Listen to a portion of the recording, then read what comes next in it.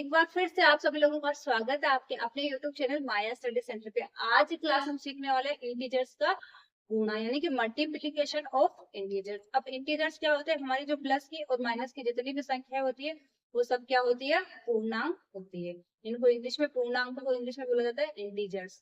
तो plus minus की जो भी जितनी भी संख्या है वो सब आती है इंटीजर्स में। तो इनका गुणा करते हैं ना, तो हमको गुणा का जो नियम होता है ना प्लस माइनस का, वो पता होना चाहिए। तो मैं आपको शॉर्ट में बता देती हूँ। जब भी हम इंटीजर्स को गुणा करेंगे यानी पूर्णांक को गुणा करते हैं ना, अगर आपको दो पूर्णांक दिए, दोनों ही माइनस के हैं तो आंसर प्लस में आएगा, दोनों ही प्लस के हैं तो भी आंसर प्लस में आएगा, दोनों में से अगर एक माइनस का और एक प्लस का है तो आंसर माइनस में आएगा। बस इसी नियम को आपको ध्यान में रखना और आंसर करना है।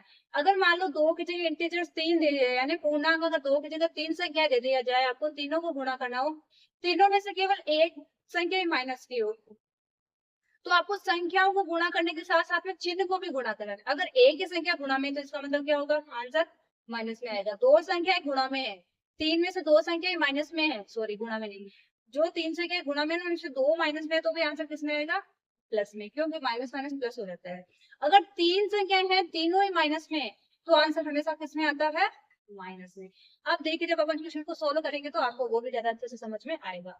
सबसे पहले तो हम समझ जाते हैं नियमों को, जो भी चिन्ह के नियम होते हैं ना, अगर समान चिन्ह है और गुणा करे तो हमेशा प्लस में आएगा, यानी दोनों संख्या प्लस के गुणा करें तो प्लस, दोनों संख्या माइनस के गुणा करेंगे तो प्लस, दोनों संख्या में से एक प्लस के एक माइनस के, एक माइनस के एक प्लस के, तो दोनों में ही दोनों टाइम क्या आएगा?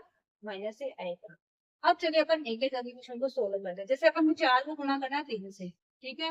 अब मैंने यहाँ पे कोई भी साइन नहीं लगाया, इसका मतलब ये क्या है? दोनों संख्या गुणा में है। चार के आगे कोई चिन्ह नहीं है, तीन के आगे कोई चिन्ह नहीं है, इसका मतलब ये दोनों किसके हैं? प्लस के। जब भी आपको कहीं पे कोई चिन्ह नहीं दिखे ना, ऐसे नहीं कि यहाँ पे मुझे कोई भी चिन्ह नहीं दिख रहा तो यहाँ पे प्लस है, नहीं, इस कंडीशन में नहीं, ये तो ब्रैकेट के जस्ट बाहर है इसलिए ब्रैकेट आ रहा है, इस कंडीशन में गुणा है। लेकिन दो संख्याओं के आगे कोई चिन्ह नहीं दिया, इसका मतलब वो क्या है? प्लस की है। चार और तीन गुणा होंगे क्या हो जाएंगे? 12। वो किसका? प्लस का, क्योंकि ये दोनों प्लस की है। सात को दो से गुणा करोगे तो हो जाएगा 14। अब देखो चिन्हों को गुणा करो, माइनस माइनस चिन्ह गुणा में क्या होते हैं? प्लस। और हमने क्या सीखा? जब दोनों चिन्ह सेम हो तो क्या आता है? प्लस। ऐसे ही अगर पांच को जीरो से गुणा करेंगे तो क्या आएगा? जीरो, क्योंकि किसी भी संख्या को अगर आप जीरो से गुणा करेंगे तो हमेशा क्या आता है? जीरो, तो हम क्या लिख देंगे? जीरो। ऐसे अगर छह को आठ से गुणा करेंगे तो छह आठ 48, दोनों में से एक भी माइनस के तो माइनस में आएगा आंसर, तो यहाँ पे किसमें आएगा? माइनस में, क्योंकि आठ माइनस का है तो भी आंसर किसमें देगा? माइनस में। ऐसे सात को गुणा करेंगे पांच से तो 42 हो जाएगा, माइनस माइनस क्या हो जाएगा? प्लस। दोनों अगर चिन्ह सेम है, सेम का मतलब दोनों ही माइनस के, तो भी किसमें आता है? प्लस में, तो प्लस का 42। अब हमारे यहाँ जो पूर्णांक है ना वो दो दो की जगह तीन तीन है, तीन तीन है तो भी नियम तो वो ही रहने वाला है। पांच को आप तीन से गुणा करेंगे तो पांच तीन 15, लेकिन किसका आ गया? माइनस का। ये एक प्लस का था एक माइनस का था, प्लस माइनस क्या होता है? माइनस। 15 आ गया माइनस का।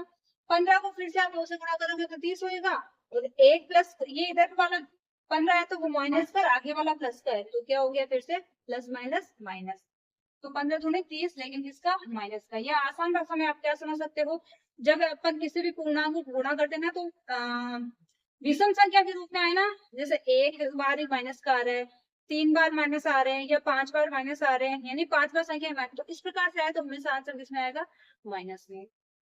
अब है जैसे माइनस दो को गुणा करना है आठ से, तो माइनस दो को गुणा किया आठ है तो माइनस का 16, माइनस 16 को एक से गुणा करेंगे तो आएगा तो 16 ही, लेकिन माइनस माइनस क्या हो जाएगा? प्लस का 16। छह को सात से गुणा करेंगे तो छह सतु 42, माइनस का 42। इसे माइनस 42 को आप चार से गुणा करोगे माइनस चार से, तो माइनस माइनस क्या हो जाएगा? प्लस हो जाएगा। 42 को करेंगे चार दुनिया चार चार 16, यानी 168, वो भी किसका? प्लस का। अब 15 को एक से गुणा करेंगे तो क्या आएगा? इसका आंसर आप लोग मुझे कमेंट करके बता दीजिएगा कि 15 को माइनस एक से गुणा करते हैं तो इसका आंसर क्या आता है।